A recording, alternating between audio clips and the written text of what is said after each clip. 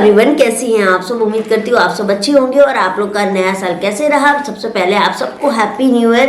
And आप लोगों ने कैसे सेलिब्रेट किया ज़रूर बताइएगा। एंड मैं इस बार गई हुई थी हरिद्वार, मथुरा, वृंदावन, ऋषिकेश। इस बार हमने सोचा कि चलो भगवान के नाम के साथ ही नए साल को स्टार्ट करना चाहिए और पेरेंट्स भी मेरे साथ थे मेरे।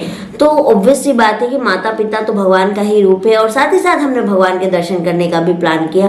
तो इस बार पूरी फैमिली हम लोग गए हुए थे घूमने के लिए और इस बीच में वीडियो डालना मेरे लिए संभव नहीं होता और शॉर्ट्स वीडियो में बहुत ज़्यादा यूट्यूब पे डालना नहीं चाहती थी। रीज़न क्योंकि मेरा जो चैनल है वो इस चीज़ का नहीं है, तो इसीलिए। लेकिन फिर भी मैंने 1-2 शॉर्ट्स डाले हैं। अगर आप बोलोगी तो मेरा इंस्टा आईडी है जो मैं यहाँ पर दे रही हूँ, आप मेरे इंस्टाग्राम आईडी को जाके ज्वाइन कर सकते हैं। वहाँ पे मैंने सारे शॉर्ट्स अपलोड किए हुए हैं और आप लोग बताइएगा आप लोगों को कैसा लगा। ठीक है, तो आज का जो वीडियो है गाइज वो ये है कि मैंने आप लोगों को कुछ दिन पहले बताया था कि मुझे एक बेबी मिला है हॉस्पिटल के बाहर में और मैंने उसको एडमिट भी करवाया था। और मैं जाने से पहले मैं बात करके गई थी हमारे एनजीओ से, तो उन्होंने कहा था कि नहीं अभी हम तो बच्चा किसी को देंगे नहीं। एनजीओ वालों ने मना कर दिया था, उन्होंने बोला हम छानबीन करेंगे उसके बाद ही हम किसी को ये बेबी देंगे।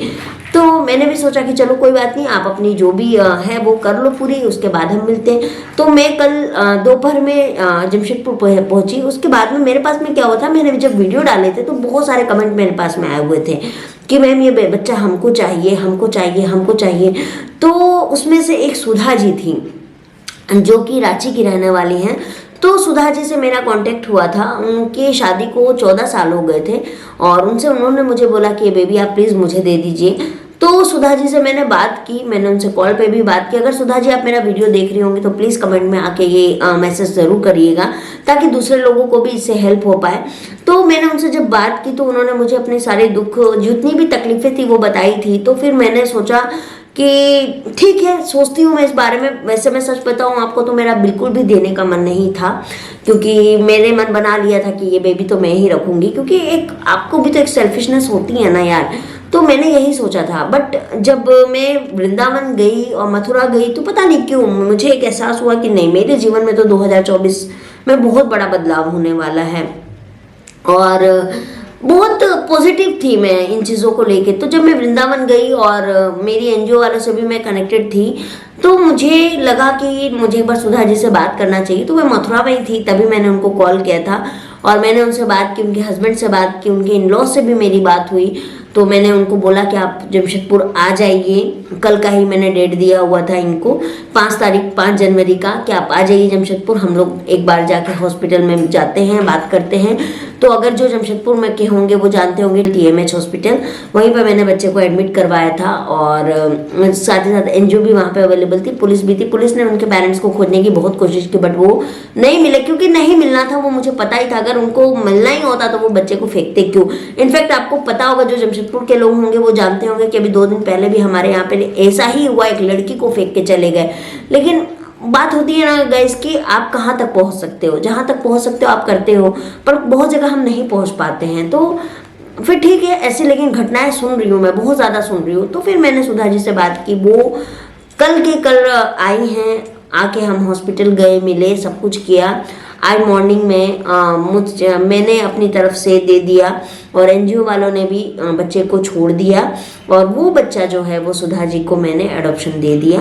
रीज़न इज़ दैट उनकी शादी को 14 साल हो चुके थे और मुझे लगा कि मुझसे ज़्यादा ज़रूरत उनको है। मेरी शादी को तो 3 ही साल हो रहे हैं। तो आप बताइएगा मैंने सही किया गलत किया, नहीं पता। पर एक बोला जाता है ना कि आपको आपकी तकलीफ के साथ साथ दूसरे की तकलीफ को भी समझना चाहिए। तो मैंने वही किया और अभी मैंने सही किया नहीं किया नहीं पता, पर जब मैंने अपने पेरेंट्स से भी बात की थी और भी लोगों से मैंने इस बारे में बात की, सबने मुझसे कहा कि हाँ ठीक है, अभी तुमको तो ट्राई करना चाहिए, अभी इतनी जल्दी डिसीजन मत लो।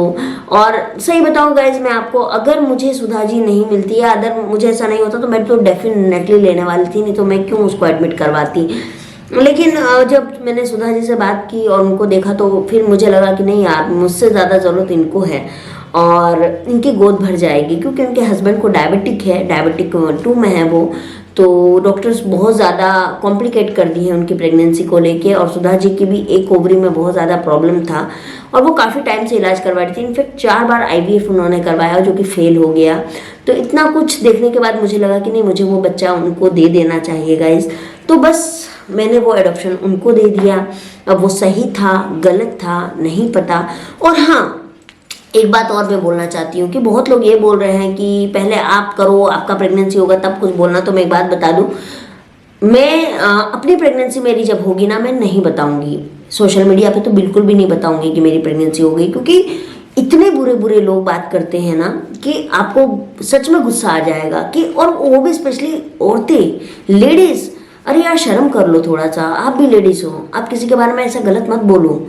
यही चीज आपको पड़ेगा। एक फिंगर आप किसी के और की तरफ उठाते हो ना, तो 4 फिंगर आपकी तरफ उठते हैं। तो ये बात नहीं बोलनी चाहिए। आप किसी को मोटिवेट करो, मोटिवेट कर सकते हो आपके अंदर जो भगवान ने कैपेबिलिटी दी है उसको करिए। गलत बोलना तो वो तो हर कोई बोल सकता है, लेकिन अगर आप एक अच्छे इंसान हो ना तो किसी को बुरा मत बोलो। मैं कोशिश कर रही हूँ, लेकिन मैं मेडिकल फील्ड से हूँ, इसीलिए मैं आती हूँ यहाँ पर। नहीं तो मेरे पास बहुत सारी चीज़ें वीडियो बनाने के लिए, मैं बहुत सारा चीज़ बता सकती हूँ। मेरा एक और चैनल है जो कि मैं एजुकेशन पर वीडियो बनाती हूँ, जो कि मेरे बिजनेस से रिलेटेड है। उसका भी लिंक मैं आपको दे रही हूँ आई बटन पे, आप जाकर जरूर देखिएगा मेरे उस वीडियोज़ को।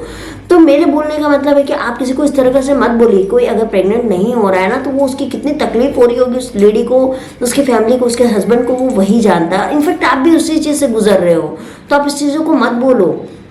ये गलत चीजें हैं, ये आप पर पड़ेगी, आपको इसको भुगतना पड़ेगा। ये याद रखें, आप जब किसी को कुछ गलत बोलते हो ना तो वो आप पर ही पड़ता है, ये मेरा मानना है। तो इसीलिए आप किसी को गलत मत बोलो। अगर आप अच्छा नहीं बोल सकते हो, कुछ भी मत बोलो, निकल जाओ वहां से। आपको मेरे वीडियोस अच्छे नहीं लगते हैं, आप मत देखो। मैंने किसी को कोई जबरदस्ती नहीं की कि मेरे वीडियोस देखिए आप, लेकिन फैक्ट इज कि आप किसी को इतना भी गलत मत बोलो कि सामने वाला आपको क्रिटिसाइज करने लग जाए। तो इसीलिए गाइस इस चीज़ों का ध्यान ज़रूर रखिए आप। और रहा बात मेरी प्रेगनेंसी का, तो मेरी प्रेगनेंसी जिस दिन होगी मैं नहीं बताने वाली हूँ अब आप लोगों को। और जो मेरे बहुत ज़्यादा वेल विशर है वो ऑलरेडी मुझसे कांटेक्ट में है, मैं उनसे बात कर लूँगी। लेकिन बहुत सारे ऐसे लोग हैं जिसको मैं अपनी लाइफ को सोशल में नहीं लाना चाहती हूँ। अगर आपको मेरी टिप्स, मेरी चीज़ें आपको नहीं पसंद आती हैं, आप मत करो, मत देखो मेरी वीडियोस को, मुझे कोई प्रॉब्लम नहीं है इस बात से। लेकिन आप बुरा भला किसी भी लेडी को मत बोलो, ये मैं आप लोगों से हम्बल रिक्वेस्ट करूँगी। और ये मेरी लास्ट रिक्वेस्ट है आप लोगों से। उसके बाद से तो मैं कमेंट पढ़ना भी पसंद नहीं करूँगी, मैं पढ़ूंगी भी नहीं, मैं आंसर करूँगी भी नहीं। सिंपल सी बात है, क्योंकि आप हर किसी से लड़ नहीं सकते हो। तो इसीलिए थोड़ा सा ना, मतलब थोड़ा सा आप पॉजिटिव होइए। पॉजिटिविटी की आपको बहुत ज़्यादा ज़रूरत है। और ये मुझे कभी कभी तो ऐसा भी लगता है कि जो लोग बहुत ज़्यादा स्ट्रेस में होते हैं ना, या बहुत ज़्यादा डेमोलाइज हो जाते हैं अपनी ज़िंदगी से, तो वो तब दूसरों को इस तरह के कमेंट पास करते हैं, मुझे ऐसा फील होता है। तो इसीलिए मैं बहुत ज़्यादा आपको बुरा नहीं बोलूँगी। अगर आप स्ट्रेस में हो तो उससे बाहर आने की कोशिश करिए, बहुत ज़्यादा ज़रूरी है, नहीं तो आपकी प्रेगनेंसी नहीं हो पाएगी। और मैं बहुत पॉजिटिव बंदी हूँ, बहुत पॉजिटिव, मुझे नेगेटिव नहीं कर सकते हो आप, ये याद रखिएगा। क्योंकि मैं कृष्ण भक्त हूँ, और कृष्ण जी राधा रानी के जो भक्त होते हैं ना, उनको हराना नामुमकिन है ना।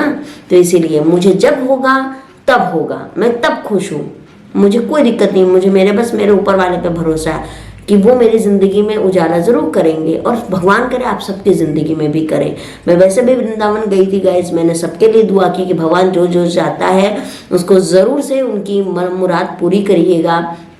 और जिनको भी मेरे वृंदावन धाम के, मथुरा के, इसके शॉर्ट्स वीडियोस चाहिए, वो प्लीज़ मेरे इंस्टाग्राम को जाके फॉलो कर लीजिए। उसमें मैं अपनी सारी वीडियोस डालती हूँ, शॉर्ट्स वीडियो डालती हूँ, क्योंकि मैं चैनल पे नहीं डाल सकती हूँ गाइज, इसीलिए। तो बस यही एक अपडेट था। अब कल से, मंडे से जो मेरे वीडियो है वो प्रॉपरली टॉपिक्स पे वीडियो आएंगे, तो आप लोग ज़रूर से सब्सक्राइब कर लीजिएगा जिनको इंटरेस्ट है। और जिनको नहीं इंटरेस्ट है, इट्स ओके, आप मत करिए, मैं तो यही बोलूँगी, है ना। तो चलिए गाइस, मैं मिलती हूँ आप लोगों से बहुत जल्दी, बहुत सारी अपडेट्स लेके। एंड मैंने वो बेबी को, सुधा जी को देके गलत किया, सही किया, आप लोग मुझे ज़रूर कमेंट में बताइएगा, ताकि मुझे भी पता चले कि मेरे व्यूवर्स क्या सोच रहे हैं, क्या चाहते हैं, है ना। तो चलिए मैं मिलती हूँ आप लोगों से बहुत जल्दी।